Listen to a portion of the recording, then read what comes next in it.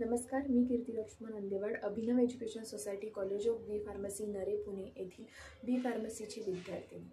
Care of public safety association यांनी आयोजित केलेल्या राष्ट्रीय स्तरावरील वक्तृत्व स्पर्धेत मी सहभाग केला आहे. त्यातील शासकीय शिष्यवृत्ती योजना आणि त्यातील अंमलबजावणी या विषयावर मी सर्वांना बोलणार आहे.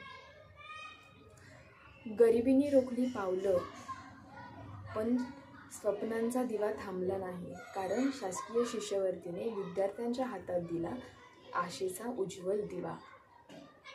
आदरणीय उपस्थित मान्यवर आणि माझे शिक्षक वर्ग आणि मित्रमैत्रिणी, आज मी तुम्हा सर्वांना त्या विषयावर बोलणार आहे जो विषय सर्व विद्यार्थ्यांच्या भवितव्याशी थेट जोडलेला आहे, शासकीय शिष्यवृत्ती योजना आणि त्याची अंमलबजावणी.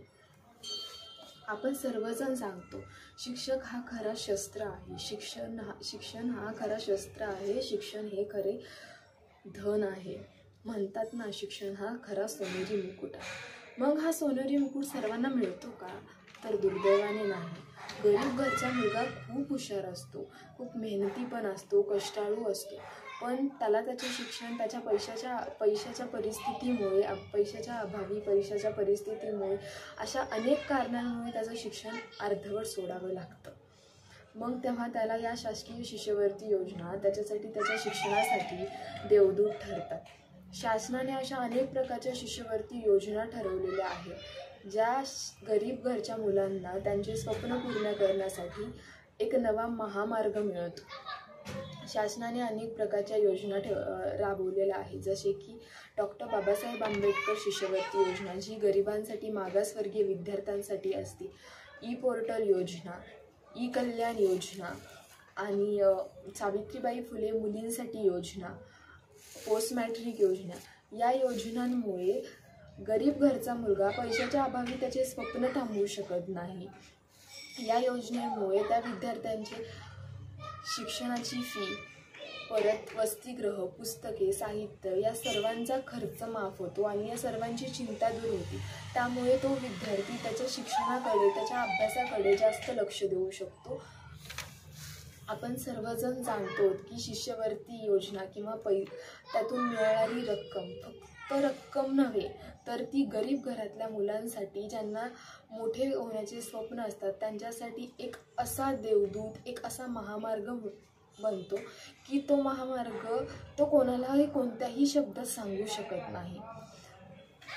मित्रांनो, शिष्यवृत्ती म्हणजे फक्त काही रक्कम नव्हे, तर गरीब आईच्या चेहऱ्यावरील समाधान होय आणि वडिलांच्या चेहऱ्यावरील हसू आणि त्या विद्यार्थ्यांच्या डोळ्यातील मिळणारा समाधान व आत्मविश्वास होय. एखादा विद्यार्थी शिष्यवृत्ती घेतो आणि त्याचं स्वप्न पूर्ण करतो म्हणजे त्याचं कुटुंब बदलतं. कुटुंब बदलले की समाज बदलतो आणि समाज बदलले की देश उजळतो.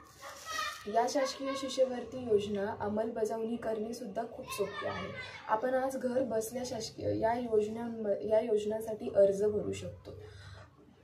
महाडीबीटी पोर्टलवर आपण या योजनेसाठी अर्ज भरू शकतो आणि याची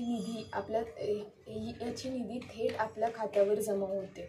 हा मान्य आहे, काही अडचणी आजसुद्धा या योजना भरताना आपल्याला येतात, जसे की कागदपत्रांच्या, निधी जमावण्याच्या. पण या जर अडचणी आपल्या दूर झाल्या तर शासकीय शिष्यवृत्ती योजना विद्यार्थ्यांसाठी महामार्ग होतो. आणि शिक्षण हे सूर्य आहे आणि शिष्यवृत्ती हे सूर्याचे सुवर्ण किरण आहे. आणि जर हे किरण सगळ्या विद्यार्थ्यांना मिळाले तर देश हा समाधानाने, अभिमानाने आणि एक यशाने भरून उजळून निघतो. धन्यवाद.